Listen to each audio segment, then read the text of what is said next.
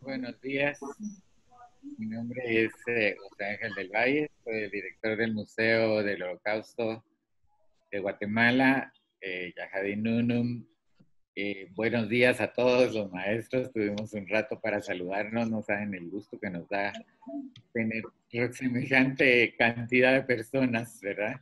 Buenos días a todos los invitados, ya tenemos a Diego por ahí en la pantalla, nuestro conferenciante de hoy, a Renita también del Mineduc, también tenemos a Rebeca de Zaraje Judía. Todos es un gusto saludarles. Muy buenos días en Guatemala, buenas tardes, buenas noches, donde toca. Como saben, continuando con esta serie de charlas, la charla de hoy es una charla muy importante. CEPES la titulamos Amudaripen, ¿verdad? Por Aymos, que es el nombre más conocido del tiempo del genocidio de los gitanos, ¿verdad? En Europa. Recordemos que el holocausto es un tema que genera, más bien es un eje generador de muchas circunstancias que ya Jadin Unum ha investigado y se dedica a investigar para ir aclarando muchas cuestiones que se han quedado en la historia ocultas. Eh, en el caso de los gitanos en particular, la palabra, pues estamos hablando en español, es correcta, hay muy poco conocimiento de parte de nosotros, ¿verdad? Lo reconocemos como tal, pero precisamente para eso tenemos este ciclo de charlas que Mineduc ha sido tan amable y tan colaborador como siempre con el Museo del Holocausto en Guatemala. Y tenemos a la licenciada Rina Flores, que es quien va a hablar hoy por parte del Ministerio de Educación de Guatemala. Rinita, muy buenos días. Hola, mi estimado Ángel, buenos días. Un gran gusto nuevamente reunirnos por este medio, ¿verdad? Que cada vez se hace más amigable, más caluroso, totalmente es muy conmovida, la verdad. Muy buena idea. Gracias, Rebeca, por dar la idea de que los maestros saludaran. Eh, Qué lindo escucharlos, escuchar a cada uno de los maestros tan entusiasmados, unos maestros proactivos que ya están conectados y anuentes a recibir este nuevo mensaje. Así que como Ministerio de Educación, de parte de la doctora Claudia Ruiz de Casasola, ministra de Educación, les damos la cordial bienvenida.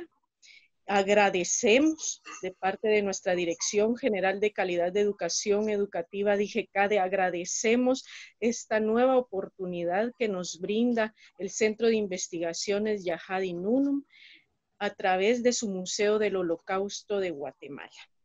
Gracias a la comunidad judía guatemalteca de Guatemala, a la señora Rebeca Permut, porque siempre está acompañándonos, pendientes de esta nueva modalidad virtual que tenemos, pero que ha resultado muy exitosa, ¿verdad? Ya lo decía Rebeca en anteriores conexiones, probablemente esto no lo hubiéramos logrado en vivo, ¿verdad? Probablemente, pero ahora le vamos a anotar también para que en vivo se logre esta anuencia, este nivel de participación. Así que agradezco nuevamente a cada una de las instituciones que hace posible que esto se lleve a cabo, a cada uno de los profesionales enlaces que están en las direcciones departamentales de educación, de las 26 direcciones departamentales de educación.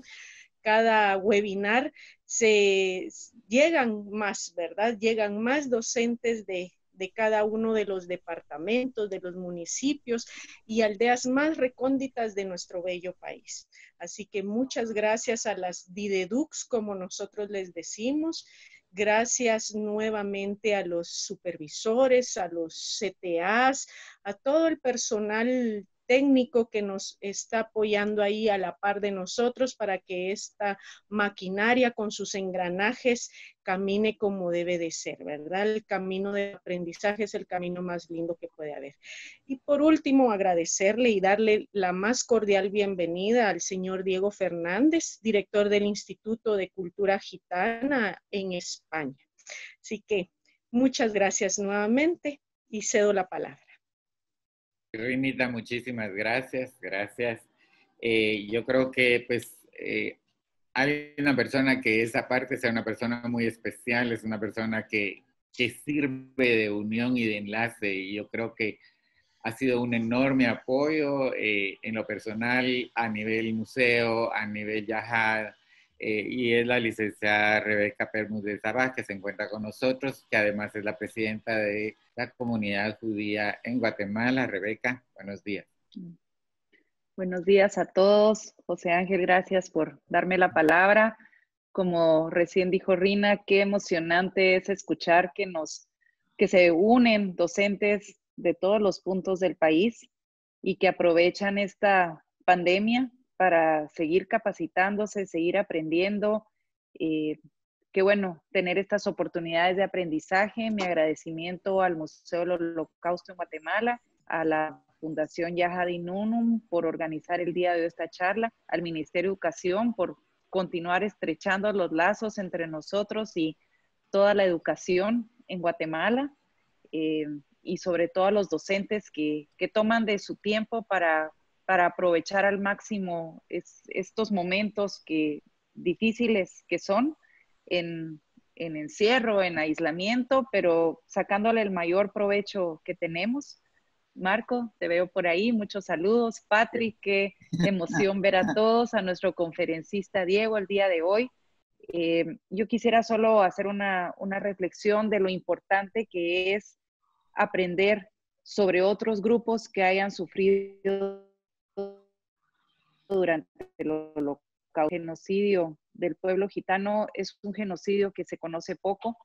Todos somos hoy los que vamos a aprender, y la importancia de hacerlo, porque cuando uno estudia sobre el genocidio del pueblo gitano, aunque tienen diferencias con lo que le pasó a los judíos, tienen demasiados puntos en común también. Cuando uno ve que quizá los judíos los hacían ponerse un triángulo amarillo, pero a los gitanos un triángulo marrón, y a quienes eran comunistas un triángulo rojo, y a quienes eran homosexuales quizá un triángulo rosado, dice uno, pues al final estaban haciendo discriminación con todos estos grupos. Entonces no importa qué color le ponían a quién, lo que es importante de establecer es que nadie tiene por qué marcar con un color, con una discriminación a ningún grupo. Todos tenemos suficiente espacio para vivir en este mundo, en esta humanidad, y hacerlo en paz. Y ese es un mensaje bien importante para los docentes de entender, de transmitir, y qué bueno que vamos a tener la oportunidad de aprender más sobre este tema. Hace unos meses, Yahad Nunum trajo varias personas de diferentes lugares y orígenes, y vino alguien de origen Roma.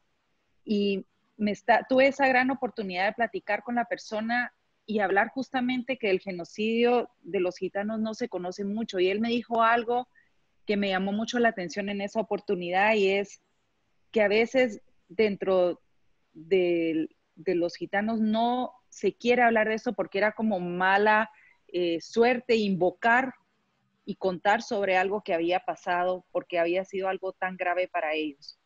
Y creo que es importante encontrar un balance entre contar lo que pasó, respetar la cultura, pero sí es importante documentarlo para que esto no se repita, que es lo que siempre decimos. Entonces, tener esta oportunidad hoy de hablar más sobre el tema, yo como comunidad judía lo agradezco, y agradezco a todos los que participan y continúan queriéndose capacitar sobre la importancia de alzar la voz contra todo tipo de discriminación. Así es que muchísimas gracias por organizarlo y estamos muy emocionados de poder aprender más.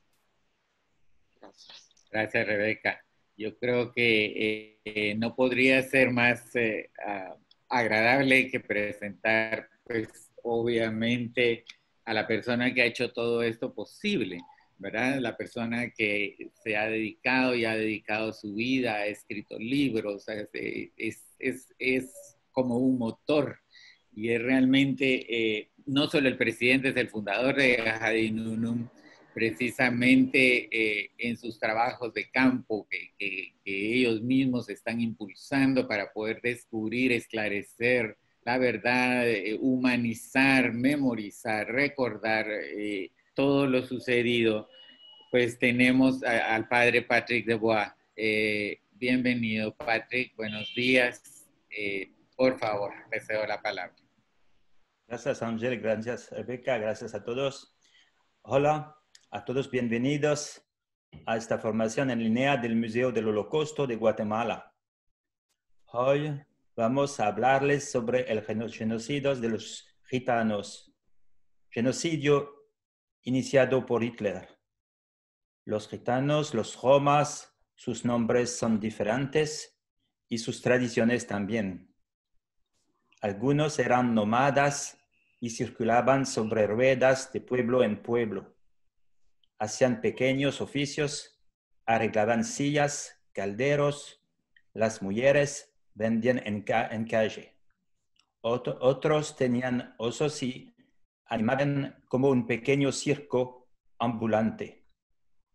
Muchos otros eran músicos. Hitler y Antonescu de Rumania llevaron a cabo este genocidio. Hemos filmado a más de 300 sobrevivientes romaníes de Rumania, de Moldavia y de Macedonia. Todos recuerdan que fue el alcalde de la aldea quien hizo la lista y la proporcionó a los gendarmes para que fueran deportados. Algunos fueron llevados con sus caravanas, otros en tren. Hitler los acusó de espionaje, de ser antisociales. Otros fueron deportados y muertos en las cámaras de gas en Birkenau, Auschwitz. Mas incluso hoy, muchos romaníes son mal vistos, despreciados, víctimas del racismo. Enseñar sobre el genocidio de los gitanos es luchar por la dignidad de las víctimas, por la dignidad de los pueblos poco conocidos. Incluso hoy en Siria y en Irak, ISIS ha cometido un genocidio contra otra gente poco conocida, los yazidí. Debemos ser conscientes. Despreciamos a los pueblos poco conocidos. ¿Cuál es la porción de racismo en cada uno de nosotros hoy en día? El racismo conduce al asesinato y muy a menudo asesinato en masa. Les deseo que aprovechen la conferencia a todos y gracias de parte de Ahadinunum Guatemala y el Museo del Holocausto en Guatemala y de la comunidad de Guatemala. Gracias. Muchísimas gracias a ti, Patrick. Es un gusto realmente verte y realmente yo creo que pues sin tanto preámbulo estamos siendo también transmitidos por Facebook Live para poder darle espacio a la cantidad de personas que tenemos y esto pues tenemos un invitado sumamente especial, ¿verdad? Que pues es a quien hemos estado anunciando, el señor Diego Fernández, ¿verdad? Que es el director del Instituto de Cultura Gitana. Nos saluda desde, pues, nos habla hoy desde España. Bienvenido, Diego. Gracias, gracias. Buenos días a todas y a todos. Bonjour, Padre Debois. Buenas tardes desde España. Y es para mí un placer aceptar la invitación de la organización Ahadinunum para estar en esta conferencia esta tarde. Sinceramente, cuando he conocido tanto a Marco González, al director ejecutivo, como a Ángel del Valle, el director del Museo del Holocausto en Guatemala, he tenido la sensación de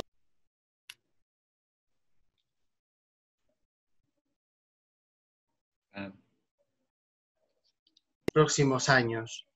¿Se me escucha bien? Perdón, ¿se me escucha? Sí, ahora sí, ya te había sido un momento nada más. Vale. Que he tenido la sensación de compartir muchas sinergias con personas que a lo largo del tiempo vamos a efectuar colaboraciones futuras, espero, y que podamos compartir lucha y sueños en el próximo tiempo. Hablar sobre el Samudaripen, como lo llamamos los gitanos, la palabra correcta para referirnos al holocausto gitano es Samudaripen. Sé que hay otras terminologías que podemos utilizar, pero la correcta es Samudaripen, que literalmente significa exterminio. Esta es la palabra correcta para referirnos al holocausto de los gitanos. Y quiero decir algunas cosas con carácter previo, porque he estado escuchando a Rina y a Rebeca, sobre todo a Rebeca, en la que comentaba que había hablado con algunos gitanos y creían que podía tener mala suerte el hablar sobre nuestro pasado. Yo, respetuosamente, no comparto esa posición. Creo que el derecho al conocimiento de lo que ocurrió es un derecho absolutamente necesario, no solamente para las personas que sufrieron el exterminio, es el homenaje a las personas que sufrieron el exterminio, sino también es un derecho de las nuevas generaciones que deben saber qué es lo que ocurrió. Únicamente sabiendo lo que ocurrió, uno se siente más fuerte. Tenemos que explicar, quizás sin rencor, pero tenemos que explicar que hubo verdugos y hubo víctimas y que no existe mayor crueldad en el verdugo ni mayor heroicidad en la víctima que aquellas situaciones donde los asesinatos se producen únicamente por pertenecer a una cultura determinada, por pertenecer a un pueblo determinado. Y en este sentido ya he utilizado la palabra pueblo. Los gitanos somos un pueblo. ¿Y cuándo los pueblos llegan a su mayoría de edad? Porque esta es una pregunta muy importante. Los pueblos llegan a su mayoría de edad cuando analizan su pasado y se dan cuenta que gran parte de sus antepasados han sido insultados, agredidos, golpeados o asesinados solo por el hecho de pertenecer a su etnia, o si queremos utilizar terminología bíblica, por pertenecer a su estirpe. Y entonces, cuando eso ocurre, y es algo que le ha ocurrido a algunos pueblos, como el pueblo judío o el pueblo gitano, uno tiene una sensación muy especial, y es que el conocimiento de la realidad ya nunca más es completo si no se pasa a través del tamiz del corazón colectivo. El corazón colectivo late y el sonido de esos latidos es lo que llamamos la identidad. Entonces es cuando los pueblos adquieren una identidad completa, cuando conocen su historia. Además, en el caso del pueblo gitano, los intentos de exterminio han sido graves y reiterados a lo largo de la historia. El motivo de esta charla se centrará en el Holocausto fundamentalmente, pero quiero que sepan que el exterminio del pueblo gitano ha sido grave y reiterado a lo largo de la historia. Miren, cuando Mahmud al-Ghazni invade el noroeste de la India en el siglo XI y obliga a la expulsión del pueblo gitano, evidentemente se produjo un intento de exterminio.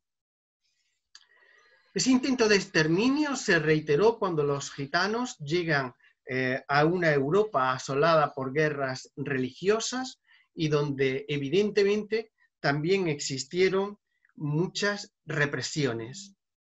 Y podríamos hablar de acontecimientos históricos importantes en todos los países.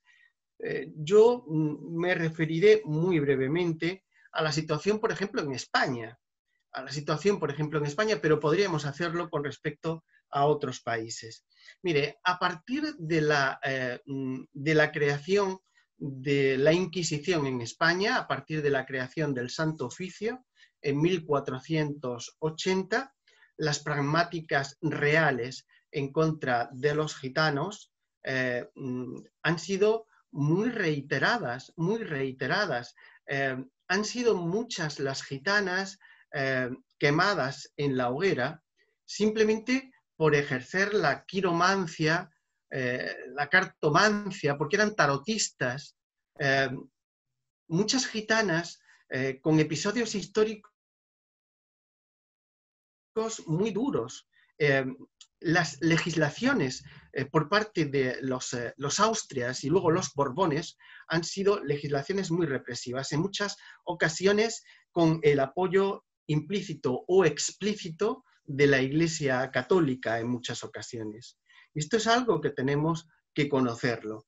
Uno de los episodios más duros que se vivieron en España ocurrió el 30 de julio de 1749, en el que, siendo presidente del gobierno el marqués de la Ensenada, el 30 de julio de 1749 se intentó detener, y de hecho se detuvo, a gran cantidad de gitanos en una misma noche.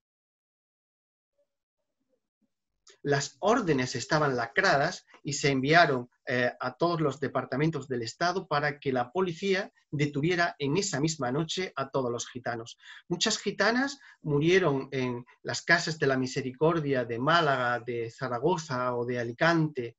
Muchos gitanos acabaron en los arsenales de la Carraca o en las minas de Almadén. Muchos. Este episodio histórico es conocido como la Gran Redada. Es un acontecimiento importante sobre el que hay mucho que hablar.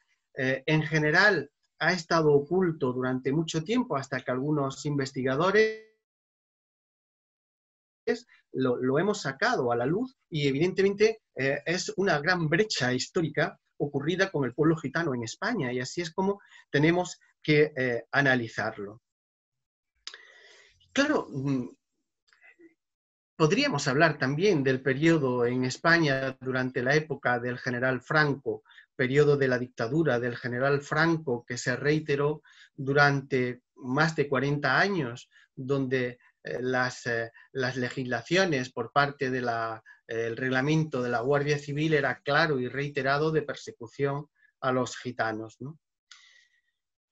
Pero claro, la pregunta, queridos amigos, es obvia. ¿Y por qué? ¿Por qué a lo largo de la historia ha existido reiteradamente un intento de exterminio del pueblo gitano? Porque el pueblo gitano no es un pueblo rico, o por lo menos no es rico en riquezas materiales. Hay otros pueblos que heredan pues, grandes propiedades, grandes fortunas, castillos, casas solariegas, pero ¿qué ha heredado el pueblo gitano? ¿Cuál es la razón de que existiera tanto odio hacia el pueblo gitano? Situación que en la actualidad sigue existiendo en muchos países. Miren, yo en realidad tengo el honor de ser el director del Instituto de Cultura Gitana, que es una fundación pública, la única fundación pública de el Ministerio de Cultura en todo el mundo. Es decir, el Instituto de Cultura Gitana es la aportación española al tratamiento de la cuestión gitana. Tengo el honor de ser el director del Instituto de Cultura Gitana desde su fundación. Yo soy el director, el presidente suele ser el ministro de Cultura o suele ser el subsecretario del Ministerio de Cultura. Por tanto, es un gran honor el serlo, pero profesionalmente yo lo que soy es abogado. Me he dedicado durante toda mi vida a ejercer como abogado y he intervenido en multitud de procedimientos jurídicos, muchos vinculados al antigitanismo. Y he defendido a muchos gitanos y a muchos no gitanos, pero he participado en muchos procedimientos de los que podríamos hablar en la actualidad. O sea, hablamos de procesos contemporáneos, de asesinatos, de incendios. Evidentemente, ¿cuál es la razón de que exista esta animadversión hacia el pueblo gitano? Yo lo he reflexionado y estoy seguro que muchas gitanas y muchos gitanos, en el último momento de sus vidas,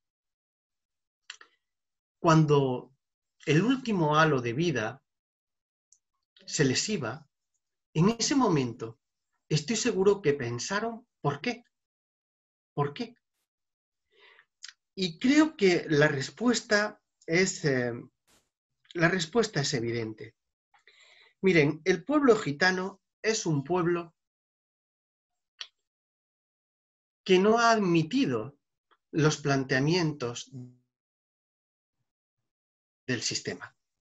Los sistemas políticos que han existido a lo largo de la historia hacía que se crearan unos controles desde arriba a la población. El pueblo gitano tiene unas condiciones culturales muy especiales. El pueblo gitano no ha creído en las fronteras. No ha creído en la necesidad de que se alambren las fronteras. Miren, si en este momento hay un pueblo típicamente europeo, hablo desde Europa, evidentemente, y es muy importante para el pueblo gitano de Europa, si hay un pueblo típicamente europeo que no ha creído en las fronteras europeas, es el pueblo gitano. Es el pueblo gitano. Ahora, cuando se habla de la Unión Europea y todos los estados hablan de la necesidad de romper con las fronteras, es evidente que el primero de los pueblos típicamente europeos es el pueblo gitano. No hemos creído en las fronteras. En segundo lugar, hemos tenido un concepto de educación diferente. Muchos pueblos entienden la educación como una sucesión de acontecimientos históricos. El concepto educativo en los gitanos está más vinculado a un concepto familiar. Los gitanos, cuando hablan de educación, hablan de su familia, hablan de sus antepasados, de las historias de sus antepasados, de lo que le ocurrió a sus antepasados, fíjense lo importante que es el concepto de la familia para los gitanos. Ya aparece el concepto de la familia para los gitanos. Vivimos en un mundo quizás occidental, donde a veces las familias están compuestas por el padre, la madre y a veces por los hijos. A veces. En el pueblo gitano no es así. Sigue existiendo un concepto familiar extenso. Cuando hablamos de una relación familiar, hablamos de primos segundos, terceros o cuartos, porque el concepto familiar es un elemento fundamental en los gitanos, ¿no? Ese concepto romántico, bohemio, de amar con pasión en mitad de la lluvia, ese concepto de esa alegría de vivir, de respeto a la naturaleza, a los bosques, a los ríos, a los valles. Gran parte de nuestros mejores poetas han cantado fundamentalmente a la naturaleza. Nuestra gastronomía es heredera de ese concepto fundamental de la naturaleza. esa educación de los niños de vivir al aire libre, ese concepto, esa necesidad de vivir al aire libre, ese respeto casi reverencial hacia los que ya no están con nosotros.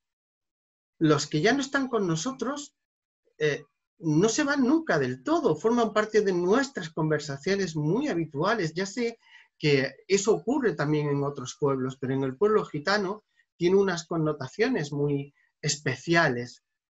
Digamos que la cultura gitana, entre comillas, es una cultura que se adaptaba muy mal al poder establecido y por tanto que era contagiosa. Era una cultura que era contagiosa. En romaní hay un proverbio que dice "Jet diloker el buddile de buddile kirandelipe".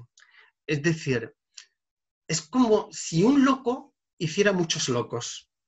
Y muchos locos hacen la locura colectiva, ¿no? Es como si nuestra manera de vivir, de sentir, de amar, fuera muy diferente. Nosotros estábamos contracorriente. Nosotros no teníamos la necesidad de hacer guerras. Nosotros no hemos efectuado nunca guerras y, por tanto, nuestra posición ha sido una posición, si me permiten, especial en el sentido de no buscar el insertarse dentro de un tejido colectivo muy estructurado. Nosotros teníamos nuestra propia cultura, nuestra propia manera de ver el mundo. Miren, el saludo tradicional del pueblo gitano, el que utilizamos siempre los gitanos, también es un sistema de valores que nos define. Nosotros cuando nos encontramos o nos despedimos, utilizamos dos saludos. Uno de ellos es un sistema de valores. Dice sastipen taimestepen, es decir, salud y libertad. Esos son los dos elementos fundamentales en la vida de un individuo, la salud y la libertad. Y también utilizamos un saludo tradicional que tiene un concepto del viaje, ¿no? El concepto del viejo nomadismo gitano, ¿no? Lacho dron, lungo dron, es decir, largo camino, buen camino. Por tanto, esa es la razón de que yo entienda que el poder establecido no entendía muy bien a los gitanos, no los entendía muy bien. Los consideraba peligrosos porque era una población muy poco estable. Nos consideraban peligrosos pues porque de alguna manera éramos una población que tenía unos conceptos culturales diferentes. Nosotros no teníamos un concepto de atesorar grandes riquezas materiales y por tanto éramos difícilmente controlables, ¿no? Claro, eso en una Europa asolada por determinados movimientos nacionalistas radicalizados que se gestaron a lo largo del siglo XVIII y XIX, era muy complicado de administrar. Obvio, evidentemente, los elementos religiosos radicalizados, que tampoco creo yo que en este momento, pero luego si a lo largo de la conversación ustedes me lo preguntan, yo les puedo dar también mi opinión. El fundamentalismo religioso también ha sido un elemento catastrófico con respecto al tratamiento de la cuestión gitana. Piensen que la Gran Redada, por ejemplo, estaba diseñada por el Marqués de la Ensenada en España, que era el presidente del gobierno, pero estaba jaleada por Gaspar Vázquez de Tablada, que era el obispo de Oviedo y que era el presidente del Consejo de Castilla. Es decir, con lo cual era una operación diseñada desde el poder político y el poder religioso, por ejemplo, ¿no? Bien, pues en ese diseño nacionalista radical que se fue gestando poco a poco en Alemania a lo largo del siglo XVIII y del siglo XIX, la situación de los gitanos era una situación muy incómoda, muy incómoda. El propio espíritu alemán, la manera de ver el mundo que tenían en aquel momento el nacionalismo alemán, ¿no? Y fíjense que no me estoy refiriendo únicamente al periodo nazi, incluso podemos irnos más atrás, mire, ya en 1890 se hizo la famosa conferencia de Múnich, donde ya se empezaba a analizar y a estudiar la sociedad gitana, y empezaron a existir una serie de intelectuales que empezaron a considerar a los gitanos como una plaga. Y se hablaba ya de los gitanos en términos de plaga. Se consideraba a los gitanos ya a finales del siglo XIX como una plaga, y muchos intelectuales empezaron a tener este tipo de planteamientos, y eso fue calando directamente dentro del Estado alemán. En 1899 se crea en Baviera el Servicio de Información contra la Plaga Gitana. 1899, Servicio de Información contra la Plaga Gitana. Y así es como se llamó. A partir de ahí, una serie de intelectuales empezaron a estudiar a la población gitana, fundamentalmente vinculada al elemento del nomadismo, ¿no? El elemento del nomadismo era un elemento central en cuanto a esa conceptuación del pueblo gitano. En plena República de Weimar, a lo largo de los años 20 del siglo XX, ya algunos Länder como el Länder de Baden y también el Länder de Baviera, fundamentalmente, empezaron a establecer la obligación radicalizada. Siempre se había hecho en Alemania, pero a partir de esta época se empezó a aplicar de una manera radicalizada la necesidad de tener determinados documentos, los gitanos, para poder marchar de un lugar a otro. Y empezaron a aplicarlo de una manera radicalizada. Incluso en un determinado momento se empiezan a aplicar huellas dactilares. Ya les digo, es decir, en los años 20 del pasado siglo XX. Es decir, algunos Länder, aunque no se aplicara en todo el Estado alemán, pero algunos Länder empezaban a aplicar una serie de planteamientos que evidentemente barruntaban lo que iba a ocurrir con posterioridad. Se empezaban a hacer censos gitanos. Tímidamente se empezaba a hablar en la terminología científica, entre comillas, se empezaba a hablar de la necesidad de actuar contra el pueblo gitano. Claro, antes de seguir adelante, me gustaría explicarles algo que va a tener mucha influencia en el desarrollo posterior del tratamiento que los nazis hicieron sobre el pueblo gitano. Y es el número de gitanos que había en aquel momento en Alemania. Miren, en Alemania en aquel momento había en torno a 30.000 gitanos, de los cuales al menos 15.000 eran gitanos llamados Sinti. La palabra Sinti, que se sigue utilizando en la actualidad en Alemania, se refería a aquellos gitanos que habían llegado a Alemania a lo largo del siglo XV y por tanto llevaban en ese estado viviendo mucho tiempo. Después, en torno a 1500, eran gitanos que se conceptuaban como la Jeri.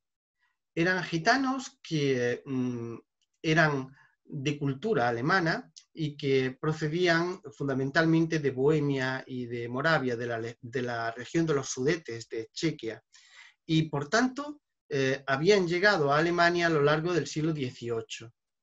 El resto de gitanos, hasta cumplimentar los 30.000 aproximadamente, eran gitanos que eran rom, es decir, procedían del este europeo y eran lobari, urdari, canasteros, gitanos canasteros que procedían de las diferentes diferentes oleadas de transhumancia que se habían efectuado desde el este europeo. Esta diferencia es muy importante y les voy a explicar por qué. Miren, dentro de los intelectuales alemanes existía una enorme discusión, porque si ustedes han leído el Panchatantra o el Mahabharata, que son libros escritos, es decir, los libros Vedas de India, verán que en realidad los arios procedían de India, habían estado en India durante mucho tiempo. Aryuna es uno de los personajes de los Vedas, es decir, los arios habían vivido en el noroeste de India y por tanto había un problema científico, entre comillas, muy importante. ¿Cómo se podría ir en contra de los gitanos si en realidad nosotros también procedemos, decían los nazis, si en realidad nosotros también procedemos de India? ¿Acaso los gitanos, los antepasados gitanos, no fueron también personas que convivieron con nuestros antepasados? Y ese es un problema grave porque claro, los científicos nazis empezaron a plantear la cuestión intentando buscar una solución intelectual al tema. Porque ¿cómo se podría exterminar a alguien que formaba parte de nuestras propias raíces, ¿no? De tal modo que los científicos o parte de los científicos nazis empezaron a plantear una diferencia entre los gitanos puros, es decir, los Sinti y los Leyeri, es decir, los que habían llegado en el siglo XV, y todos los demás. Es decir, por tanto, es verdad que los Sinti y los Leyeri pues tenían un comportamiento extraño, pero quizás hubiese sido su conexión a lo largo de la historia pues con los demás gitanos impuros. Y por tanto habría que pensar en la posibilidad de salvar a algunos de los gitanos, a los mejores sementales gitanos, hombres y mujeres, porque al fin y a la postre era sangre alemana. Fíjense el problema mental que tenían estos señores, es decir, hasta qué punto había llegado su situación mental. Ellos querían salvar, o parte de los científicos alemanes querían salvar a algunas familias gitanos, los mejores sementales, porque era la manera de preservar, entre comillas, la raza aria. Es tremendo, pero fue exactamente así. Claro, en esta situación llega Hitler al poder y la situación se fue complicando más porque también parte de los nazis pensaban así. Parte de los nazis pensaban así, es decir, pensaban que había que salvar esa parte de la raza aria que se había corrompido a lo largo de la historia, ¿no? Pero claro, otra parte importante del partido nazi no pensaba así, es decir, pensaban que eso era un disparate total y ahí había una serie de discusiones internas enormes, ¿no?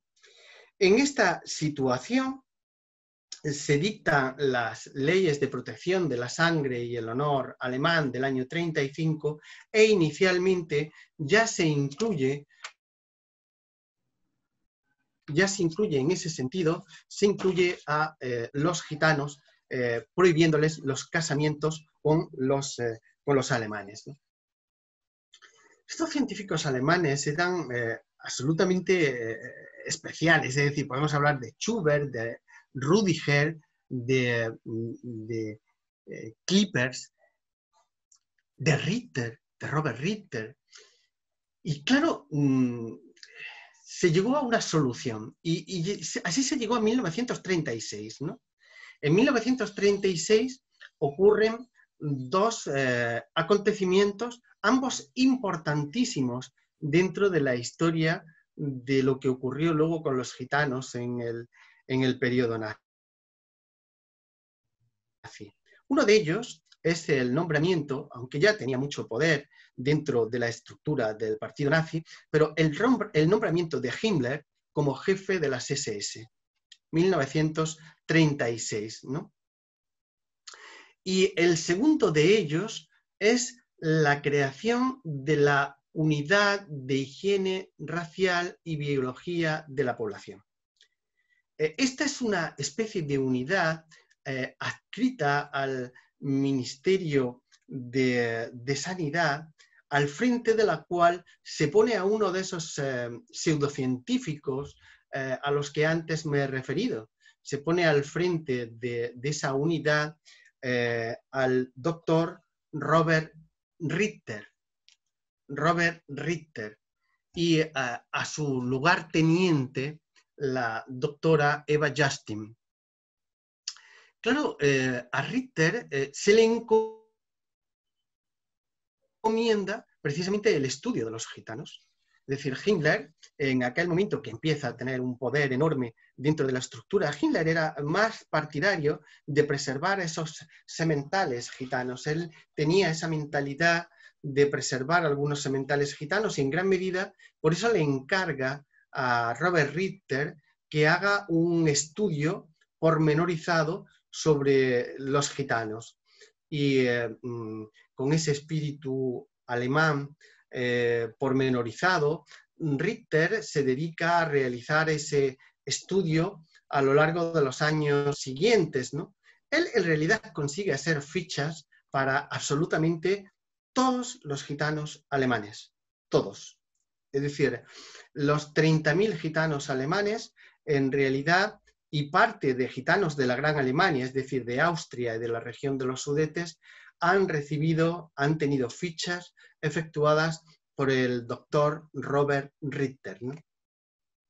Claro, él tenía una mentalidad en este sentido muy estructurada, ¿no? Muy estructurada. Cuando a Ritter nunca se le juzgó. Él sí que fue testigo en algunos procedimientos judiciales. Él dijo que paró ese estudio a partir de 1940, pero estaba mintiendo. Él continuó con ese estudio prácticamente hasta el final de la guerra. Ese estudio continuó. Se han encontrado documentos claros a partir del año 43 en donde efectivamente Ritter seguía firmando fichas de gitanos, ¿no? Claro, él concluyó ese estudio diciendo lo siguiente. Él concluyó ese estudio diciendo: los gitanos, como un pueblo de origen etnológico primitivo, cuyo retraso mental los hace incapaz de una adaptación social. La cuestión gitana solo podrá resolverse cuando se detenga de una vez por todas la reproducción de esta población de sangre mestiza. Es decir, así es como concluye Ritter su informe. Él llega a decir de una manera literal que no existe ninguna solución, que no existen gitanos puros y gitanos impuros. La doctora Eva Justin, quien es curioso porque los gitanos llamaban a Eva Justin Loli Chai, es decir, chica pelirroja, ¿no? Porque ella parecía una misionera que iba intentando entrar en los campos de exterminio, y iba como prácticamente una misionera, ayudando a todo el mundo, pero era muy perversa, muy perversa. Ella, en realidad, en su informe, dijo de una manera literal lo siguiente: todos los gitanos deberían ser esterilizados como norma general. Eso es cómo se concluyó los informes por parte de Ritter y por parte de Eva Justin. Himmler, en un determinado momento, a lo largo del año 38 y del año 37, seguía pensando, a pesar de estos informes, seguía pensando la necesidad de salvar un número reducido de gitanos. Cada vez él pensaba que había que salvar a alguno, ¿no? Casi de una manera simbólica, ¿no? Había que salvarlos de una manera simbólica. Pero a medida que continuaba el poder y los informes de Ritter, no cupo ninguna otra solución, sobre todo a partir del informe de Ritter, que hacer un decreto específico para los gitanos, el primer decreto específico, aparte de los decretos generales que se hicieron para todas las comunidades, pero el primer decreto específico. Ya saben ustedes que en la Alemania nazi no existía ningún control parlamentario, es decir, los decretos se hacían simplemente por el ministro correspondiente, se firmaban por el ministro y no existía ningún control parlamentario. Pues el primer decreto específico con respecto a los gitanos fue de finales de 1938, en el que se decía literalmente: la experiencia adquirida en la lucha contra la amenaza gitana y los conocimientos derivados de las investigaciones biológico-raciales demuestran que el método adecuado para abordar el problema gitano puede consistir simplemente en tratarlo como una raza. Deben establecerse un censo que incluya a todos los gitanos que hayan cumplido la edad de 6 años. Y finalizaba ese decreto con una declaración absolutamente tremenda, ¿no? Decía: la decisión final relativa a la clasificación de si una persona es gitana, parcialmente gitana o vagabundo agitanado, la adoptará la policía criminal previa consulta de expertos. Es decir, el decreto del año 38 dejaba a la policía la determinación de si una persona era gitana o no era gitana, o era un vagabundo agitanado. En realidad, daba exactamente igual, porque poco a poco los decretos, las leyes, los comportamientos se iban radicalizando mucho más. Empieza a existir una situación verdaderamente cruel, y a Himmler poco a poco se le iba perdiendo el control de ese elemento casi simbólico del que hablábamos antes, de los sementales gitanos, ¿no? Empieza a tener poder un individuo que fue el jefe de seguridad del partido nazi, Heydrich. Heydrich, él consigue hacer una conferencia en el año 39, se había planteado ya el campo de Auschwitz y prácticamente se empieza a plantear la posibilidad de que se empiecen a detener a gitanos, que se les empiece a detener, ya veríamos lo que se haría o lo que no se haría, pero por de pronto que se les empezara a detener, ¿no? En ese sentido, se pensaba en la detención de los 30.000 gitanos de Alemania, más los 10.000 de Austria, más los 9.000 de la región de los Sudetes, ¿no? Bien, en un principio se detuvieron a 3.000 de ellos. Fundamentalmente 1.000 en Colonia, 1.000 en Hamburgo y 1.000 en Stuttgart. Es decir, esas fueron las 3 ciudades en las que se concentraron por número de 1 millar a gitanos a lo largo del año 39, ¿no? Y claro, fíjese que esto está demostrado porque con el paso de los años hay otro personaje que ustedes conocerán en la historia, que es Adolf Eichmann. Eichmann, el coronel Eichmann, fue detenido en Argentina por orden del Mossad judío, y fue detenido en Argentina, donde se escondía, y claro, a él se le llevó a Israel, y allí fue donde se realizó el gran juicio efectuado por el Estado de Israel en contra de los nazis. Es decir, fue Eichmann, estamos situándonos en el año 62, ¿no?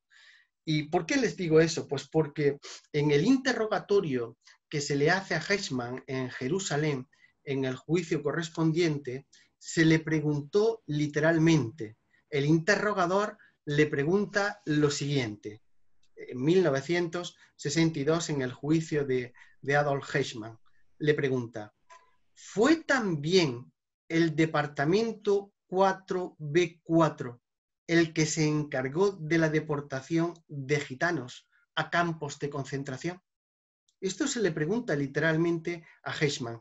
Eichmann era un personaje absolutamente tétrico, pero él era el encargado de toda la logística. Eichmann fue el encargado de toda la logística contra el pueblo judío, de los transportes, del pueblo judío y del pueblo gitano, ¿no? Pues se le pregunta literalmente esto. Y Eichmann responde en ese juicio: sí, naturalmente, pero no se les envía a campos de concentración, sino a guetos. Él dice literalmente eso, es decir, Eichmann reconoce que ya la logística había establecido la situación de que empezara a haber gitanos que se empezaban a detener y que se empezaban a trasladar a diferentes, él llama guetos, pero en realidad eran campos de trabajo, y posteriormente, evidentemente, a campos de exterminio, ¿no? Himmler, a pesar de esto, seguía teniendo una posición intelectualmente extraña, pero él seguía insistiendo en la necesidad de salvar, entre comillas, de salvar a algunos sementales gitanos, ¿no? Él consideraba que no se podía exterminar a todos los gitanos arios, a todos los gitanos puros, que había que buscar una solución, pues no sé, en Abisinia, o en algún sitio, había que mandarlos a la selva bajo la protección. O sea, era un concepto casi romántico, a la Polinesia. Él buscaba algún sistema en donde de alguna manera se salvara a algún pequeño grupo de gitanos, ¿no? Y así llegamos prácticamente al año 42, al año 42, en donde Himmler plantea esto formalmente, es decir, la necesidad, antes de que se envíe directamente a los gitanos, a todos los gitanos, ya directamente a Auschwitz, que esa era la intencionalidad que había, pues que al menos algunos grupitos de gitanos, ya les vuelvo a repetir, los mejores sementales, hombres y mujeres, pues se salvaran y se permitiera el que vivieran en unas condiciones, ya se buscarían en bosques, en algún sitio, pero que no se exterminaran a todos, ¿no? ¿Pero qué ocurrió? Ocurrió que gran parte del partido nazi, y sobre todo el secretario general del partido nazi, se opuso de una manera radical. Martin Bormann, que era el secretario general del partido nazi, y Goebbels, el ministro de propaganda, también se opuso. Y Martin Bormann le manda una carta que está datada, le manda una carta a Himmler y le dice lo siguiente en la carta. Miren ustedes qué claridad en cuanto al concepto, ¿no? Dicen: ese trato especial significaría una fundamental desviación de las medidas para combatir la amenaza gitana, que no entenderían la población ni los jefes inferiores del partido, y por supuesto tampoco entendería el Führer. Es decir, Martin Bormann, apoyado por Goebbels y gran parte del partido, en realidad lo que decía es que se dejara de tonterías y que directamente había que ir a una posición radicalizada con respecto a los gitanos, porque no lo acabarían entendiendo. Eso iba a ser muy difícil de entender, ¿no? En esta situación, Himmler, que en realidad controlaba, ya saben que ustedes que él era el representante, el que mandaba en los campos de exterminio, porque era el jefe de las SS, Himmler adopta el 16 de diciembre de 1942 un decreto en el que aplica lo que se llama la solución final con respecto a los gitanos. Este mismo decreto se había dictado con respecto a los judíos el 20 de enero del año 42 en la Casa Wansi. No sé si han tenido ustedes oportunidad de estar en Casa Wansi, y en esa casa es donde se adoptó la solución final con respecto al pueblo judío. Pues el mismo tipo de decreto es el que se aplica con respecto a los gitanos el 16 de diciembre de 1942, que viene a decir literalmente que, bueno, que ya había que intentar detener a todos los gitanos, que no había que hacer ningún tipo de distingo. Se empiezan a hacer los primeros transportes de una manera importante hacia Auschwitz a partir de febrero del año 43. No solamente a los gitanos de Alemania, sino también a los gitanos de Austria, que ya había sido invadida por parte de Alemania, los 10.000 gitanos de Austria, y también a los gitanos de Bohemia y Moravia, es decir, saben ustedes que Checoslovaquia desapareció como tal estado, y los gitanos de Bohemia y de Moravia también se enviaron directamente a Auschwitz. Sobrevivieron en Auschwitz muy pocos gitanos, es decir, precisamente conmemoramos en estas fechas el tema de la noche de los gitanos. Saben ustedes que en la noche del 2 al 3 de agosto de 1944 fueron asesinados los últimos 2.897 gitanos. Cuando los rusos llegan a Auschwitz, ya no hay ningún gitano en Auschwitz. Y es porque habían sido asesinados los últimos 2.897. Al final les contaré una anécdota particular de experiencia personal en relación con esta situación de estos 2.897 y cómo se fraguó esa operación. En realidad todos los gitanos alemanes, o la mayor parte de ellos, acabaron en Auschwitz de una manera o de otra, ¿no? Diego, perdón que te interrumpa, disculpa.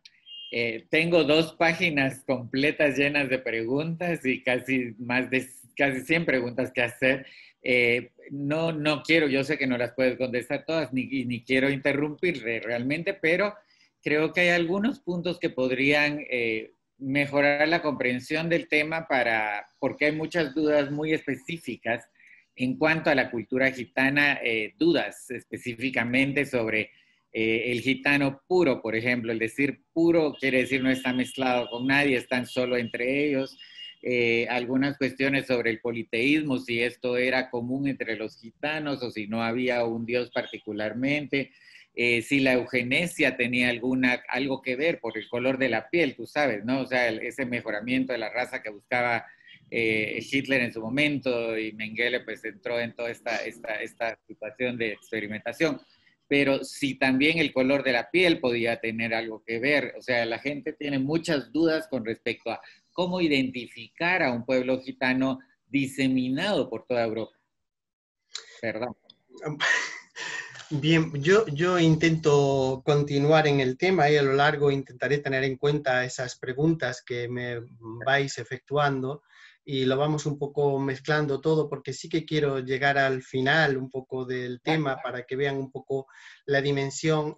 Quizás voy abreviando un poco en determinadas cuestiones para luego poder responder específicamente.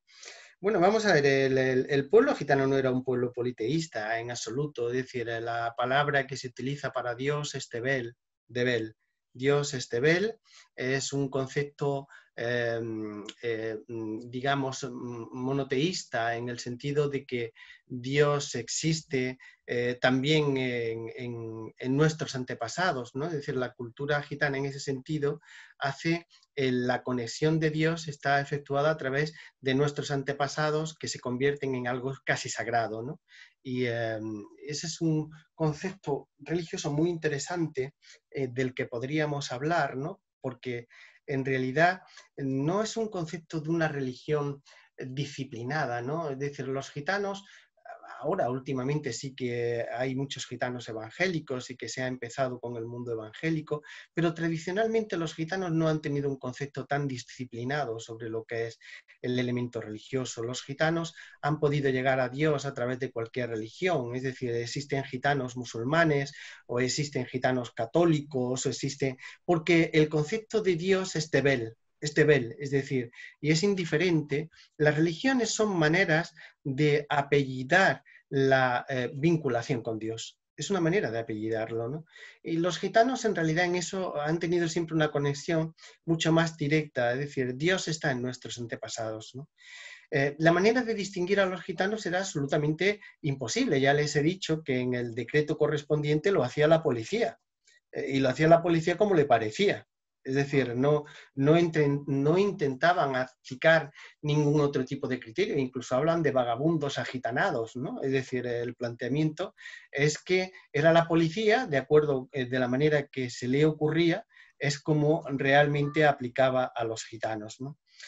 En fin, con respecto a la situación en Europa Occidental, piensen que Hitler en realidad invade Austria y Checoslovaquia y luego invade Polonia, y eso provoca que se le declare la guerra por parte de los aliados, ¿no? Pero claro, los aliados no consiguieron parar a Hitler, es decir, en el año 40 Hitler consigue invadir de una manera casi inmediata, pues Bélgica, Holanda, Luxemburgo, Dinamarca, Noruega, Francia. Es decir, los aliados en principio no consiguen parar a Hitler. Entonces, según iba llegando a determinados lugares, pues los gitanos iban siendo exterminados en muchos de ellos. Es decir, en Bélgica, por ejemplo, la mayor parte de gitanos se concentra en Malines. Después se envía, algunos de ellos se envían también a Auschwitz. En Dinamarca y en Holanda prácticamente son exterminados todos, es decir, más del 90% de gitanos en Dinamarca y en Holanda son exterminados, en Luxemburgo exactamente igual, en Noruega prácticamente igual, es decir, el número de gitanos en Noruega prácticamente es inexistente. La situación, por tanto, de gran parte de países hace que se vayan exterminando a gitanos en cada uno de los países correspondientes, ¿no? En Francia, que es un país al que yo amo profundamente, pero evidentemente Francia tiene una brecha fundamentalmente por la situación. Ya sabéis que Francia se dividió, la mitad de Francia se quedó bajo los colaboracionistas del mariscal Pétain, y en Francia pues también se crearon una serie de campos de trabajo. Quizás no fueron campos de exterminio como tal, porque no existía una intencionalidad deliberada de exterminar en esos campos a los gitanos, pero sí es verdad que las epidemias, la desnutrición, etcétera, etcétera, hicieron que buena parte de gitanos también muriera en Francia. Campos como Achery, Bachelet, Rivesaltes y otros, pues evidentemente hicieron que murieran muchos gitanos en esos campos de trabajo. Voy deprisa porque me gustaría hablar de algunos países puntuales que sí que son muy importantes en cuanto a los exterminios, ¿no? Por ejemplo, Polonia, ¿no? Polonia había sido el campo, el patio trasero de Alemania, ¿no? No sé por qué extraña razón, tendríamos que analizar, pero los alemanes siempre han considerado a Polonia como el patio trasero, ¿no? de su país, ¿no? Y en principio, pues claro, lo que hicieron en Alemania es establecer guetos. Establecieron guetos en diferentes ciudades donde había incluso algunas partes gitanas, es decir, ciudades como Varsovia, Lublin, Cracovia, Chentuchau, etcétera, etcétera. Es decir, ahí existían guetos, no solamente guetos judíos, sino también guetos gitanos, ¿no? Incluso a veces existía esa hermandad entre judíos y gitanos en estas ciudades. A los gitanos en Polonia por lo general se les ponía un brazalete blanco con la Z de Zigeuner de color azul, la Z de color azul sobre un brazalete blanco. A muchos gitanos, los fascistas polacos, los asesinaban directamente en la calle. Es decir, al principio fueron asesinatos directamente en la calle. Muchos, cuando intentaban salir de los guetos, se les asesinaba directamente en la calle, ¿no? En los bosques de Volinia, en algunas ciudades concretas, a los gitanos se les fusilaba y ni siquiera se les remataba. Es decir, muchos gitanos fueron enterrados vivos directamente, es decir, se hacían las zanjas, no se les daba tiempo ni siquiera a rematarlos. Y en Lodz y en Kurhol, en Volinia, en realidad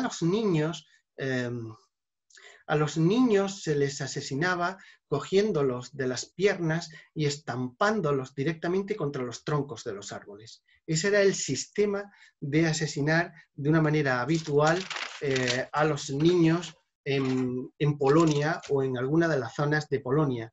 A otros gitanos se les metía la cabeza en ríos cubiertos, porque Polonia es un país muy frío y gran parte de los ríos estaban helados, se les metía la cabeza en los ríos. Y en realidad la situación en Polonia hizo que, y voy avanzando, murieran muchísimos gitanos. La cifra que normalmente utilizamos de exterminio en Polonia está por encima de los 30.000 gitanos, más la cantidad de gente que murieron en campos como Auschwitz. En Yugoslavia, que también me gustaría decir alguna cosa de Yugoslavia, en Yugoslavia siempre se ha tenido un concepto muy especial con respecto a los gitanos. Previamente a la guerra existía un movimiento artístico muy importante con respecto a los gitanos. Los gitanos eran músicos, tenían orquestas de música que eran muy queridas en Yugoslavia, ¿no? En Yugoslavia, en realidad, en aquel momento tenía una enorme cantidad de gitanos. En Serbia, en una parte de Yugoslavia, en Serbia, muchos gitanos se unieron directamente con el Frente de Liberación Nacional, con el FLN. Muchísimos gitanos, que fue la organización de resistencia más importante de Serbia, y muchos gitanos estaban incluidos en este Frente de Liberación. En Serbia se les ponía un brazalete amarillo con la palabra Zigeuner. Esa era la manera de identificar en un determinado momento a los gitanos, ¿no? La gran cantidad de gitanos que participaron en el Frente de Liberación Nacional hizo que en determinados momentos se pensara incluso en la creación de una región específica posteriormente a la guerra de gitanos en la zona de Macedonia, ¿no?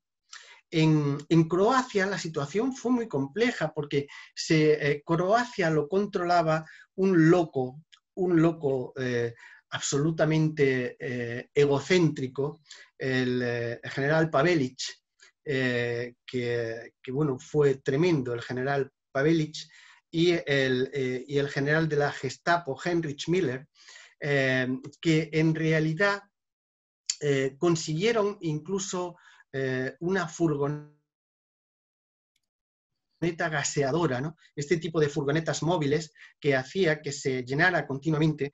Fundamentalmente, la furgoneta gaseadora fundamentalmente trataba de asesinar a mujeres y a niños, ¿no? Los llevaban al bosque y allí los dejaban, a veces los enterraban, otras veces no.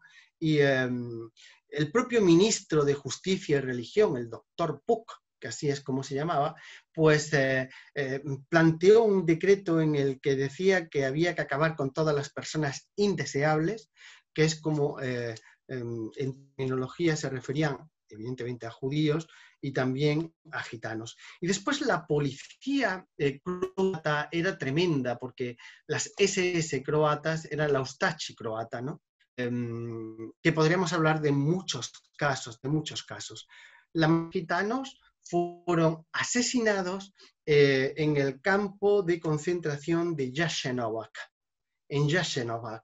El número de gitanos asesinados en Croacia está por encima de los 50.000. Ya sé que las cifras pueden bailar mucho, pero bueno, es la cifra que más o menos realizamos, ¿no? Alemania seguía invadiendo países, Rusia, Estonia, Letonia, Lituania, Bielorrusia. El Tribunal de Nuremberg sentenció que no se había podido descubrir quién había sido concretamente la persona que mandó la orden de matar a gitanos en Rusia, ¿no? ¿Quién había sido el general correspondiente que lideraba los Einsatzgruppen, que, como saben ustedes, eran los grupos móviles que asesinaban a los gitanos? Con el paso de los años sí que se descubrió. Fue el general de brigada Stockenbach quien cursó órdenes directamente para asesinar a los gitanos. Los gobernadores que se establecían en las zonas rusas que se iban invadiendo, y en Estonia y en Lituania, eran los que en realidad mandaban a partir del año 41 y establecían declaraciones en contra de los gitanos, literalmente.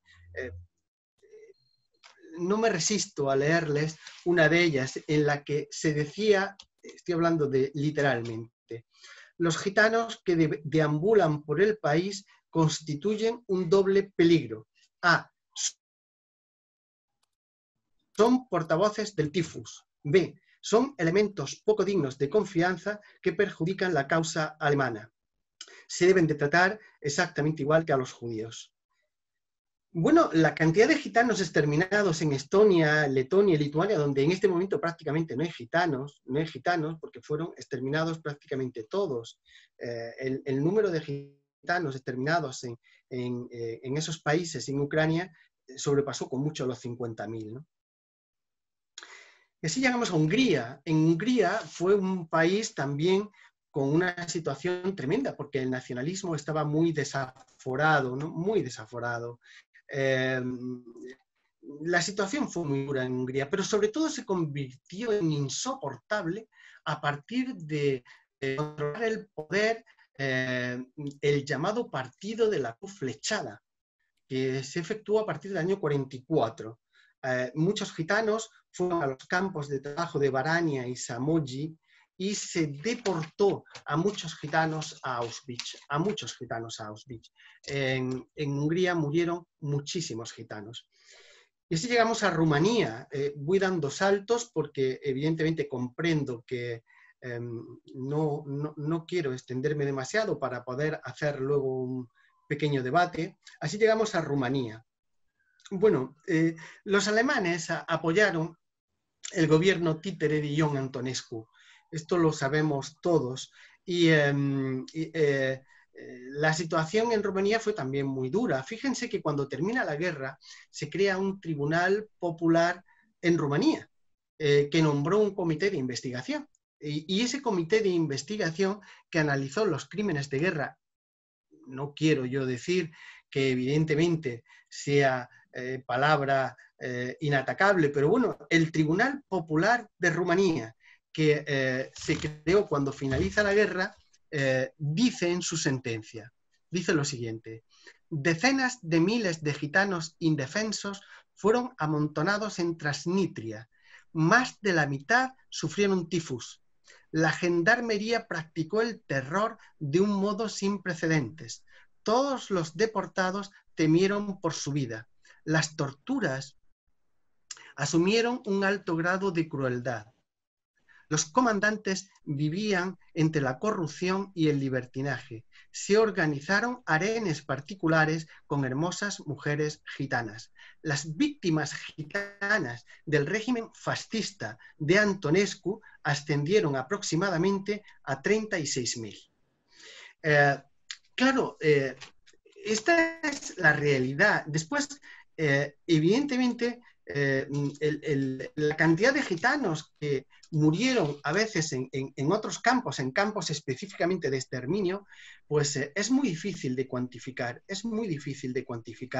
porque a veces han pasado todos por judíos o han pasado otras nacionalidades, pero sinceramente yo creo que del millón de personas que murieron en Treblinka, por ejemplo, o del 1.500.000 que murieron en Chelmo o en Belzec, muchos de ellos también eran gitanos, aunque hubieran pasado por otras nacionalidades, ¿no? En conclusión, lo que les quiero decir es que el número de gitanos exterminados es muy difícil de determinar. Piensen ustedes que la cifra que a veces se utiliza es una cifra que se ha ido incrementando de una manera total a lo largo de los años. Es decir, yo recuerdo las primeras conferencias, incluso en la sala 600 del Tribunal Penal de Nuremberg, donde yo estuve con el fiscal americano que intervino en los juicios de Nuremberg. Yo le pregunté y él hablaba de unos cientos de gitanos. No hablaba de cuantías importantes, ¿no? Sin embargo, a medida que se van efectuando investigaciones como las efectuadas por el padre Graham o incluso por Yahad Inunu, una organización que está efectuando un magnífico trabajo, se van descubriendo cada vez más fosas. Y estudiosos como Ulrich Konig, Bernard Streeck, Sybil Milton, o el investigador gitano Ian Hancock, hablan ya de 1,5 millones, 2 millones de gitanos exterminados directamente, y a medida que se va investigando van apareciendo, las cuantías se van incrementando muchísimo. En cualquier caso, no es muy riguroso, han pasado muchos años, es muy complicado hablar del número exacto de personas exterminadas, ¿no? No me resisto, ustedes me perdonarán, y yo sé que puede haber personas más sensibles en este momento en el auditorio, pero no me resisto a hablar de algunos experimentos médicos que se efectuaron con respecto a los gitanos y con respecto a otras poblaciones, pero bueno, con respecto a los gitanos, ¿no? De tal manera que aquellas personas que sean más sensibles, por favor, discúlpenme y tápense los oídos, o aquellas personas que quieran, evidentemente, escucharme, pues que abran mucho los oídos, para escuchar. Van a ser 4 o 5 minutos, no creo que sean más, para hablarles en plan genérico sobre algunas de las técnicas que se efectuaron durante el periodo nazi, ¿no? Miren, no me refiero a aquellas situaciones puntuales en donde en poblaciones concretas se asesinaba a los gitanos de una manera particular, es decir, aquellas situaciones donde se utilizaban a los gitanos como tiro al blanco, o aquellas situaciones donde en poblaciones determinadas pues se inventaban algunas técnicas particulares. No, me voy a referir rápidamente, por supuesto, a aquellas situaciones establecidas por parte del régimen nazi, ¿no? Una de ellas era la experimentación con algunas enfermedades. La experimentación con algunas enfermedades. Tengan en cuenta que se utilizaba a los presos judíos y gitanos y otras poblaciones como personas del movimiento LGTBI o exiliados diferentes o personas con discapacidad, en realidad se les utilizaba como conejillos de indias. Se trataba de experimentar con consecuencias a veces letales, con mutilaciones y desfiguraciones, ¿no? En este sentido, el responsable fundamental de este tipo de actuaciones era Himmler, que al fin y al cabo era el jefe de las SS y el que autorizaba los experimentos, porque en realidad ya saben ustedes que los campos estaban bajo el control en la mayor parte de las ocasiones por parte de las SS, ¿no? La experimentación con enfermedades como el tifus, ¿no? Como el tifus. Hubo un médico, el doctor Chrétien, que había sido preso, era un prisionero que trabajó en el hospital y nos relata de una manera clara cómo se experimentaba con gitanos, en este caso hablaba de gitanos, con respecto a 80 gitanos en Auschwitz, ¿no? Él relata que se dividieron en dos grupos, que se llevaron a 2 habitaciones diferentes. Las 2 habitaciones estaban totalmente apiñados los gitanos. En un lado se les vacunó con la vacuna antitífica y en el otro no. Es decir, a 40 se les vacuna con la vacuna antitifus y en la otra no. Luego le inyectan a todos directamente los gérmenes del tifus.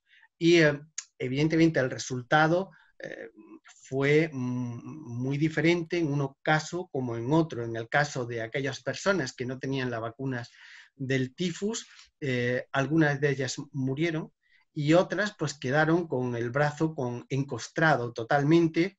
A algunas se les acabó produciendo ulceraciones muy duras y muchas de ellas, la mayor parte de los 40 que no tenían la vacuna, murieron, ¿no? Después, la inyección de venenos diferentes, es decir, se utilizaron diferentes tipos de venenos para comprobar el tiempo en que trataba de morir un individuo con esos venenos, ¿no? Por ejemplo, en aquella época se empezó con el gas mostaza, que luego se utilizó en otras guerras de la humanidad, pero el gas mostaza ya se utilizó como experimento en periodo nazi, ¿no? En Buchenwald, en el año 40, 250 niños gitanos fueron asesinados porque fueron quienes probaron los temibles cristales del ciclón B, que era una especie de veneno de cianuro que evidentemente fue administrado a todos los gitanos, a los niños gitanos, ¿no? O las técnicas del doctor Mengele. Mengele utilizaba mucho el fenol.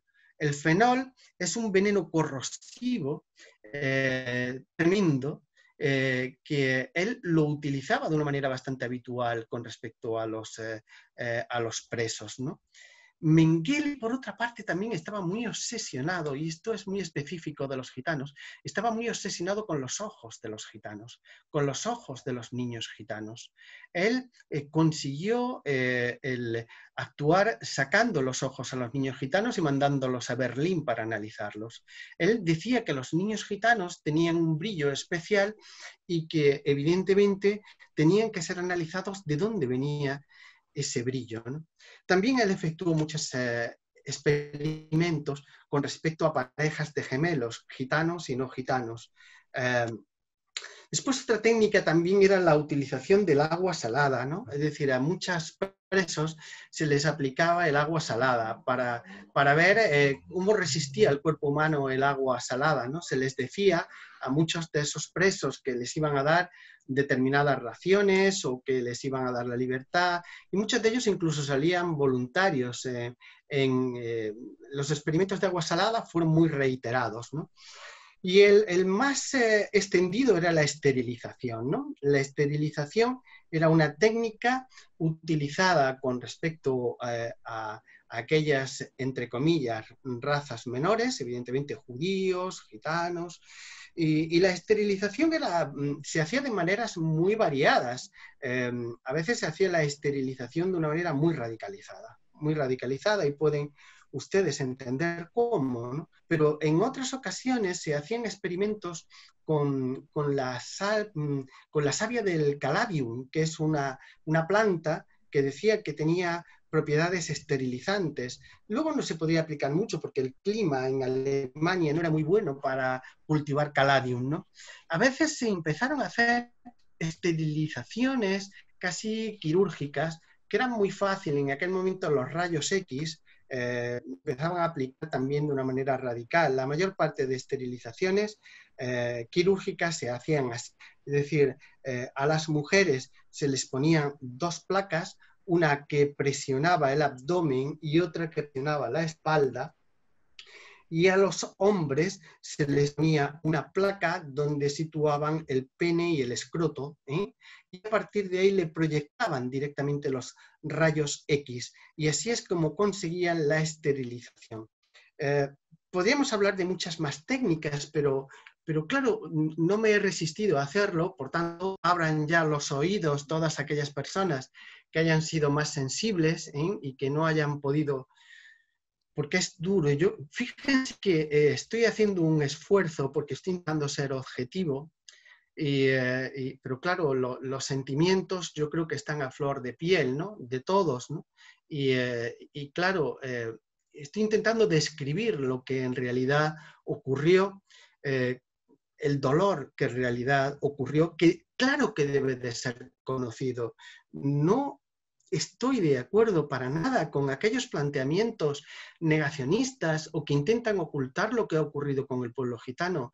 Eso es un disparate. Eso es un disparate. Es decir, el pueblo gitano tiene derecho a conocer lo que ha ocurrido. Ya les he hecho una relación muy rápida sobre lo que ocurrió, porque podríamos efectuar un curso completo. Podríamos efectuar un curso completo, campo de exterminio a campo de exterminio, con nombres concretos, de personas concretas, de familias concretas. Y piensen que buena parte de los verdugos ni siquiera fueron juzgados. Himmler se acabó suicidando en 1945 en Inglaterra, ¿no? Él se acabó suicidando porque entonces veía que la guerra estaba perdida y se acabó suicidando, ¿no? Les decía antes que les contaría un poco la situación con respecto a los últimos 2.897 de Auschwitz, ¿no? Yo he tenido el honor de conocer a muchas personas que han sido supervivientes de Auschwitz. Todas me han impresionado mucho, todas me han impresionado mucho. Pero especialmente me impresionó un gitano que se llamaba Franz Rosenbach. Franz Rosenbach era un gitano austríaco que acabó en Auschwitz. Nosotros hacemos en el Instituto de Cultura Gitana, hacemos todos los años, el 8 de abril, unos premios internacionales en el que son un poco como los premios Nobel de la cultura gitana, pueden verlos en la red, algunas de las ceremonias están colgadas en nuestra página y están premiadas personalidades muy importantes a nivel internacional en este tiempo, ¿no? Pues creo recordar, si no me traiciona la memoria, que fue en el año 12 donde premiamos al tío Franz Rosenbach con el premio a la Concordia. Y lo recuerdo perfectamente porque él estaba ya muy mayor, estaba muy mayor. Había hecho un esfuerzo enorme por venir a Madrid y por estar con nosotros para recibir aquel premio, ¿no? Y tuve el honor de pasar con él casi 2 días y hablamos de muchas cosas, ¿no? De muchas cosas. Y una de ellas fue la situación en Auschwitz. Él me contó que en Auschwitz estaban ingresadas muchos gitanos, había el campo gitano, había el Zigenerlager, es decir, una parte específicamente gitana, ¿no? Allí él estaba ingresado junto con su madre. Estaba ingresado junto con su madre. Cuando los alemanes empezaron a perder la guerra y vieron que la situación se fue degenerando y que ello evidentemente era difícilmente solucionable, pues pensaron que quizás había que acabar con Auschwitz. Y decidieron exterminar a todos los gitanos en Auschwitz. El hecho es que no lo consiguieron.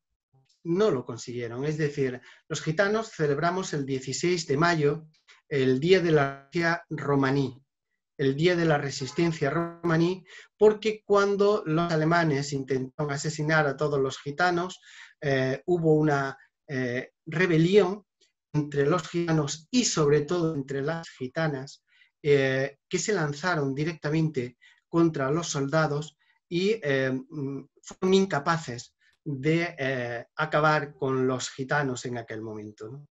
Nosotros lo celebramos, lo conmemoramos el Día de la Resistencia Romaní, que es el día 16 de mayo, ¿no? Cuando los soldados, los nazis, se dieron cuenta que era imposible el exterminarlos a todos en grupo porque bueno, eso crearía muchos problemas, pues decidieron, me contaba Rosenbach, decidieron que los gitanos en edad de trabajar, los gitanos que estaban en mejores condiciones, pues fueran enviados a otro campo diferente. Y entonces hicieron dos filas diferentes. En una quedó su madre y en otra quedó él. A él lo enviaron a Buchenwald y su madre se quedó en Auschwitz. Y allí se quedaron fundamentalmente aquellos gitanos, aquellas gitanas mayores que ya eran incapaces de rebelarse. Y evidentemente, pues, perdón, ¿se me escucha, Ángel? Escucha perfectamente. ¿Y me ve también? Es que he perdido por un momento. Ahora, perdón. Mejor filtro que yo. Perdón, me excuso. Y él me contaba que su madre se despidió de él. Se despidió de él. Él sabía que su madre sabía que ella moriría en Auschwitz y se despidió de él. Le dijo que tenía que ser fuerte, y que tenía que seguir viviendo para contar lo que había ocurrido en Auschwitz.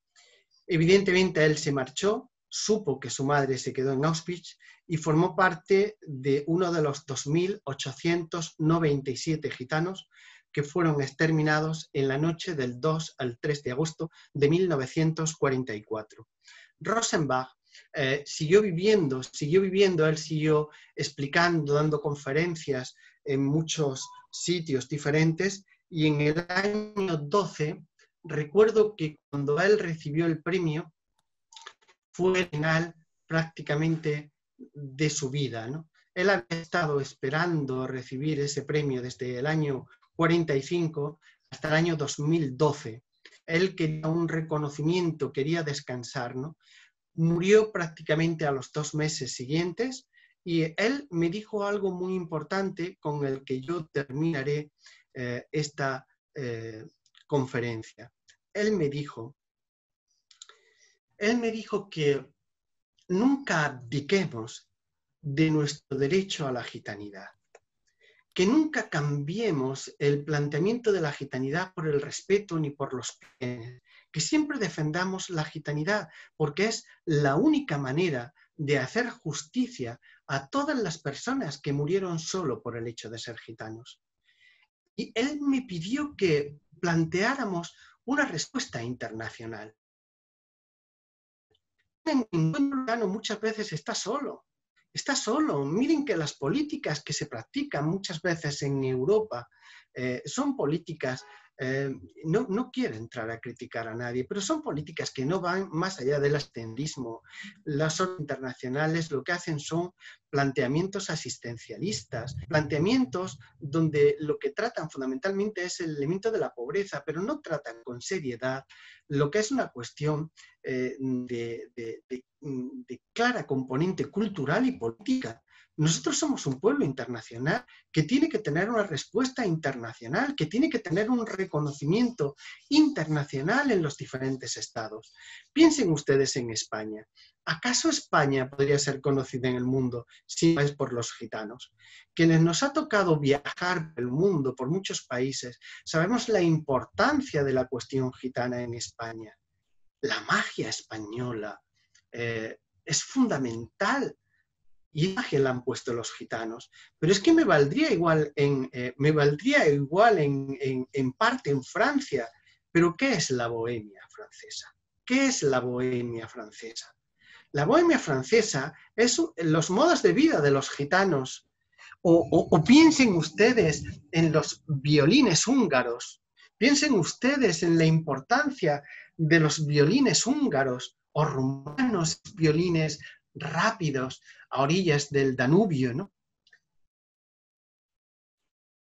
Europa tiene que reconocer a los gitanos, pero tiene que reconocer un instrumento jurídico razonable, tiene que ser un instrumento jurídico que verdaderamente haga sentirse orgulloso, porque el pueblo gitano ha sido un pueblo orgulloso. Y a pesar de todo lo que les he contado, piensen ustedes que los gitanos estamos con la cara alta. Somos un pueblo fuerte, es verdad. Somos un pueblo fuerte porque ya no nos pueden exterminar más. Ya nos han exterminado muchas veces y no lo han conseguido.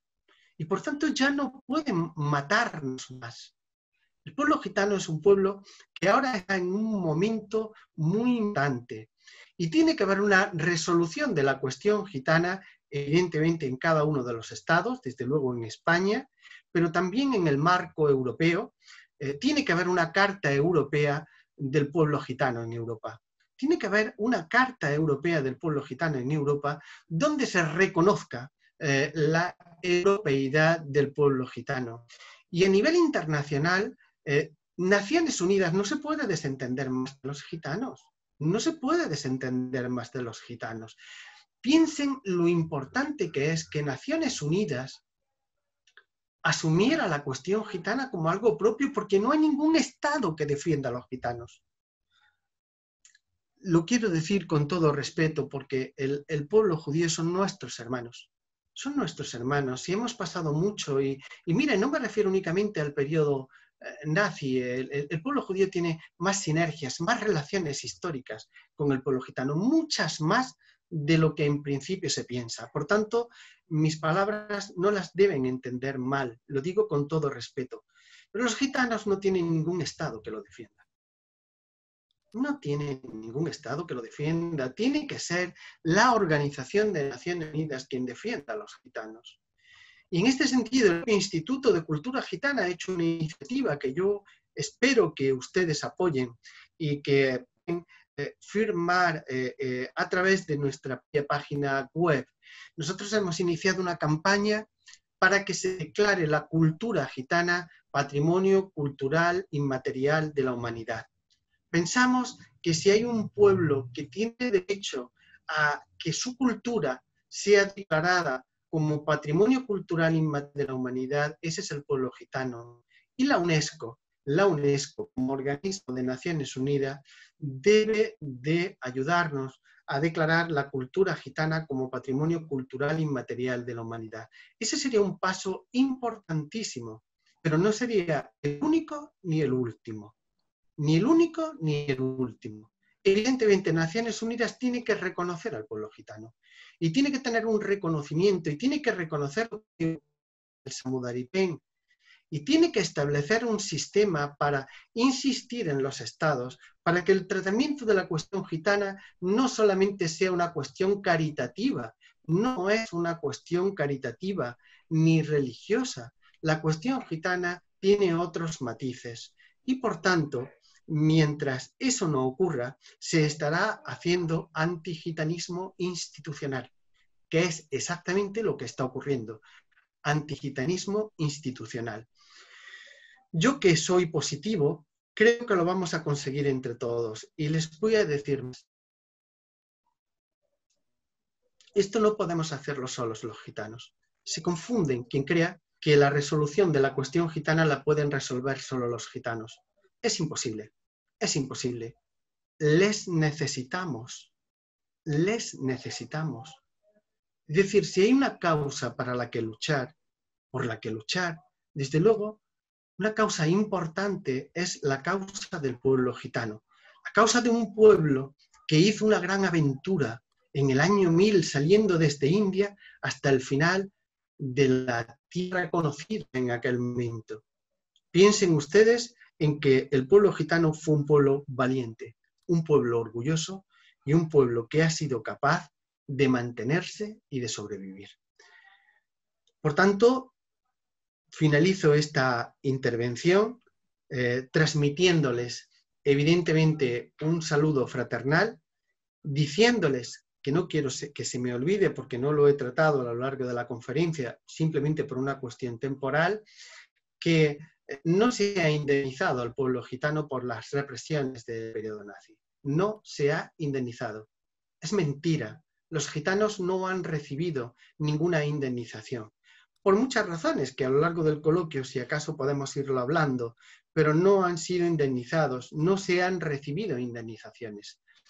Y la mejor indemnización, es verdad, es la que seguimos viviendo hoy, en este momento. Es nuestra herencia, y es la herencia que con todo respeto le transmitimos a nuestros antepasados que deben descansar en paz. Muchas gracias.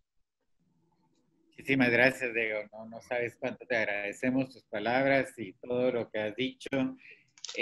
Como te digo, hay tantas preguntas que casi podríamos tener otro programa de esto. No sé si tengas tiempo contestar por lo menos una, ¿verdad? Pues, tengo tantas, pero no sé qué hacer con ellas realmente. ¿Qué más que pedirte otro espacio más adelante probablemente para que resolvamos algunas cosas, ¿no? Y enviártelas a ti para que lo organicemos con base en las preguntas. Sin embargo, hay una que me llamó mucho la atención. No sé si tengas el momento para contestar. ¿Sí? Diego. Sí, sí, sí, por supuesto, por supuesto. La pregunta es simple, es muy simple, pero preguntaban varias personas, ¿qué principios fundamentales podrían tener los gitanos para identificarse como tales? Bueno, el principio fundamental es, yo entiendo que no es una cuestión genética, yo no creo en la genética, yo creo que uno es gitano, puede evidentemente tener las raíces históricas, familiares que quiera, pero uno también es como se siente, ¿no? Yo creo que el sentimiento gitano es un elemento central. Yo creo que la vida, el concepto, los sistemas de valores de los que he hablado antes rápidamente, ¿no? El sentirte gitano es sentirte miembro de un sistema de valores determinado, ¿no? Evidentemente puede haber, como es lógico, también elementos sanguíneos o elementos genéticos, históricos de familia, ¿no? Pero yo siempre en ese sentido no creo en la pureza de la sangre, ¿no? Yo creo que ese planteamiento que hicieron los nazis era un auténtico disparate, creo que no tenía ningún sentido, no se debe hacer un planteamiento de pureza racial. Yo no creo en las purezas raciales, yo creo que uno es gitano en tanto en cuanto teniendo algún elemento histórico familiar o a veces sin ni siquiera tenerlo, porque haya demostrado a lo largo de su vida una especial predisposición y conocimiento del pueblo gitano, uno se puede sentir también gitano si tiene esos elementos, esos sentimientos específicos de gitanidad. Muchísimas gracias, Diego. Yo creo que pues vamos a dejar abierta la puerta siempre del museo para ti en un momento. Yo creo que después de esta situación de confinamiento va a haber momentos en los que el mismo Ministerio de Educación y nosotros vamos a procurar tener un programa siempre en línea para podernos acercar al país básicamente y a todas las regiones, ¿no? A través del Internet. Te agradecemos infinitamente por haber aceptado la invitación. Rinita, me imagino que estás por ahí de parte del Ministerio de Educación para dar por tus palabras finales a la conferencia. Claro que sí, gracias Ángel por el espacio. Muy agradecido con el señor Diego Fernández, una conferencia enriquecedora en nuestro aprendizaje. Como vemos, los maestros felicitando por la excelente conferencia a la que tuvimos hoy oportunidad de asistir. Desde el primer momento que vi el tema, ¿verdad? Cuando ustedes nos lo compartieron con Marco, me parecía un tema de total relevancia, ¿verdad? Porque como bien pues, se ha recalcado, la historia de los gitanos es poco conocida, ha sido un poco relegada, invisibilizada en algunos momentos, pero sí somos muchos los que apreciamos y lo podemos leer acá en el chat, ¿verdad? De los maestros, de los participantes, somos muchos los que apreciamos la cultura gitana, ¿verdad? La valoramos. Entonces, no queda más que seguir en este tipo de webinars, en este tipo de conferencias, para seguir promoviendo esa riqueza cultural que tienen los gitanos, seguir en ese reconocimiento que, por supuesto, como bien lo decía el señor Fernández, es un camino largo, difícil para ellos, por supuesto, pero creo que con nosotros ahí apoyando, participando en este tipo de charlas, se puede ir logrando, ¿verdad? Así que quiero agradecer nuevamente de parte del Ministerio de Educación, de parte de nuestra dirección de la DIGECADE, por esta grandiosa oportunidad. Cada día que recibimos estas charlas, cada 8, cada 15 días que estamos presentes en estas webinars muy bien programadas por Yahadi Nunum y por Museo del Holocausto de Guatemala, nos quedamos con un mayor aprendizaje, pero no solo el aprendizaje técnico o académico, sino como ya les he recalcado en anteriores ocasiones, ese aprendizaje humano, ¿verdad? Que eso es lo que debemos ser siempre, tener presente que somos humanos, ser sensibles, ser empáticos, tener generosidad, tener compasión y sobre todo tener amor. Entonces yo estoy segura que los maestros esos valores los seguirán replicando a través de estas charlas, las llevarán a sus estudiantes. Muchas gracias nuevamente, gracias al Padre Patrick de Bois por haber sido esa semilla que ha ido germinando tan positivamente en nuestra sociedad guatemalteca específicamente, ¿verdad? Muchas gracias, Marco González, por ese apoyo, por ese compromiso, no solo como director de Yahadi Nunum, sino como guatemalteco para permitirnos este nivel de conferencias que son tan necesarias para nuestro sistema educativo, para nuestra comunidad educativa. Gracias a Ángel del Valle por estar ahí coordinando y siempre presente, y por supuesto a la comunidad judía de Guatemala a través de la señora Rebeca Permo.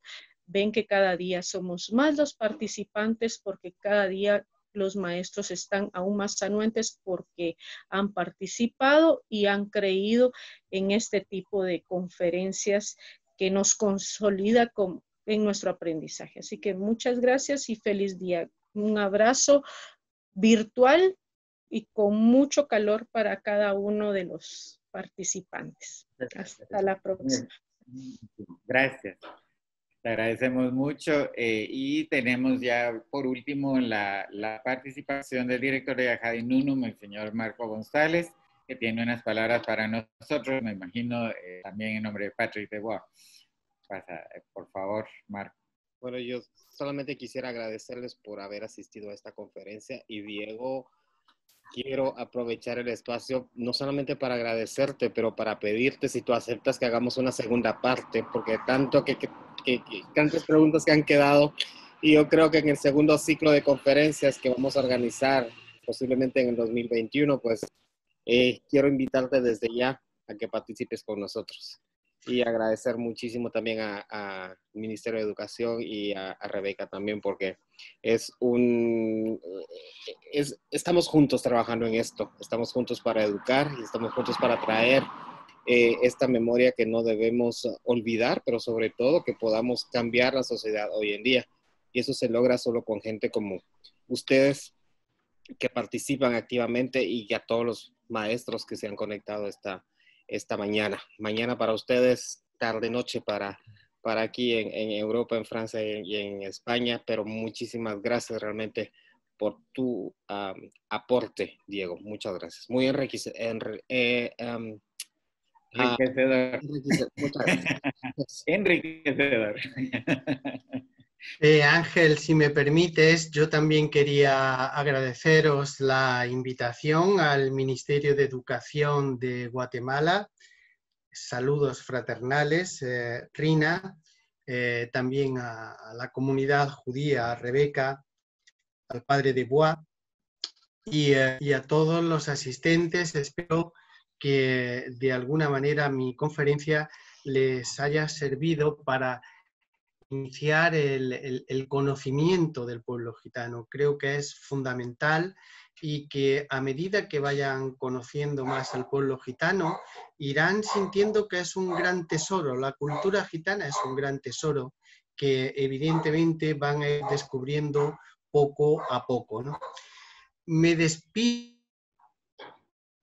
con el saludo tradicional del pueblo gitano que antes les he manifestado, ¿no? Y que es un sistema de valores que ejemplifica lo que es importante para cada uno de nosotros. Sastipen, taimestepen, salud y libertad. Gracias, Ángel, por invitarme. Gracias, Marco. Gracias a ti, Diego. Gracias, maestros, de verdad.